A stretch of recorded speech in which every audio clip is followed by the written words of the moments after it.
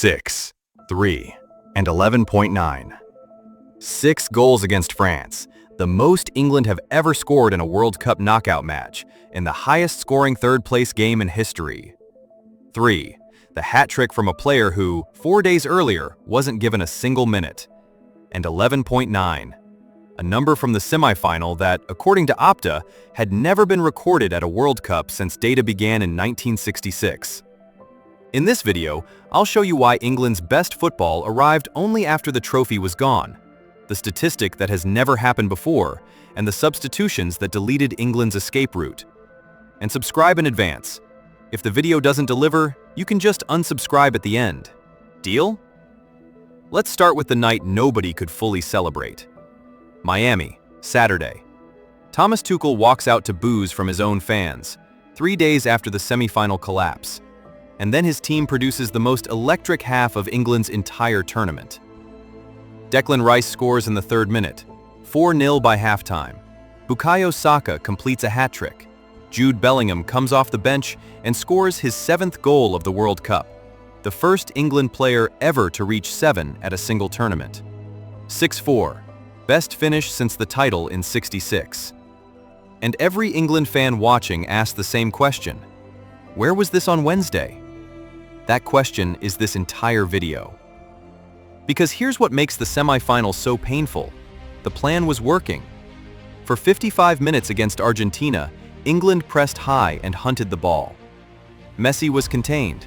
Before England scored, he'd completed just 8 of 14 passes into the final third and created nothing. And the goal England scored was born from exactly that bravery. Kane dropping deep, Rodgers attacking the gap, Gordon arriving on the blind side. 1-0. England didn't lose because the plan failed. They lost after abandoning the best part of their own plan. Now, the number I promised. From the moment Gordon scored until Lautaro Martinez's winner, England's possession was 11.9%. Opta checked every World Cup since 1966.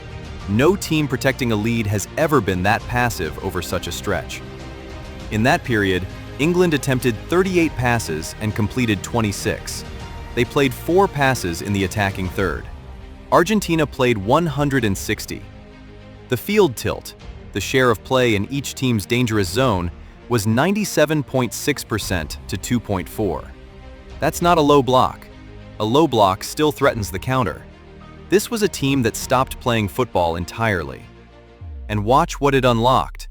After England retreated, Messi completed 21 of 23 passes into the final third, created 3 chances, and assisted both goals, Enzo Fernandez in the 85th minute, Lautaro in stoppage time.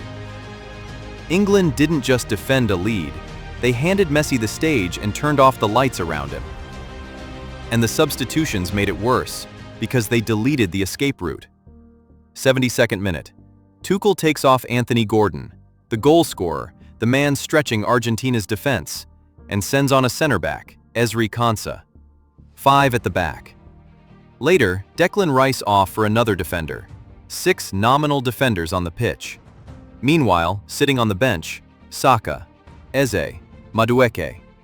Rashford appeared in the 96th minute, when England were already losing.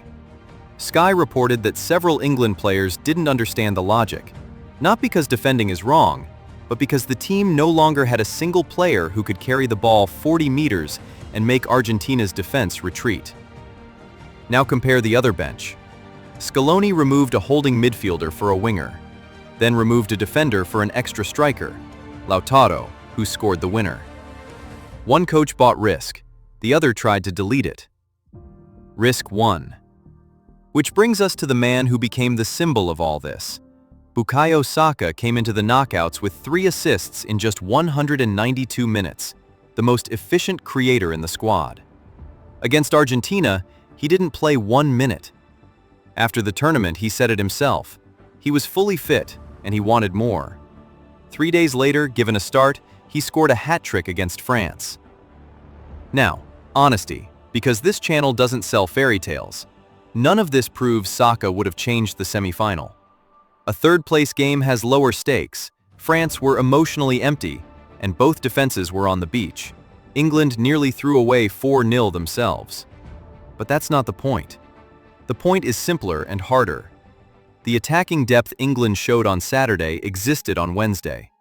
Tuchel just didn't trust it. To be fair to him, the collapse wasn't one man's crime. England had flown 13 times, played in brutal heat and at altitude. Legs were gone, and the retreat started before the substitutions. Tuchel himself argued the structure wasn't the problem. The passivity inside it was, and some pundits agreed the extra defenders were a logical answer to Argentina's crosses. And Scaloni simply outcoached him. The blame is collective. But a coach's job in that moment is to see that his team needs an outlet, not another center back. And here's why this is bigger than one match. Since 1998, England have now lost every single World Cup knockout game against a top 10 ranked opponent, 7 out of 7. And look at the pattern of the biggest ones. Croatia in 2018, England led and lost. The Euro final against Italy, England led and lost. Argentina, England led and lost. 3 different squads, 2 different managers, the same reflex, get ahead, then protect instead of play. The talent question is closed. Bellingham just set a national World Cup record. Saka finished with 3 goals and 3 assists. England didn't lose because they lack attacking talent. They lost because, the moment the final came within reach, they stopped trusting the football that brought them there. So I'll leave you with the question England will argue about until the Euros. Was Wednesday Tuchel's personal fear, or something deeper in how England play big matches? And be honest, would Saturday's fearless England have beaten Argentina, or is that just the fantasy the 6-4 lets everyone believe? Tell me in the comments. And if you want the other side of that semifinal, the full story of the man who punished those 30 minutes of fear, Enzo Fernandez, that video is already on the channel.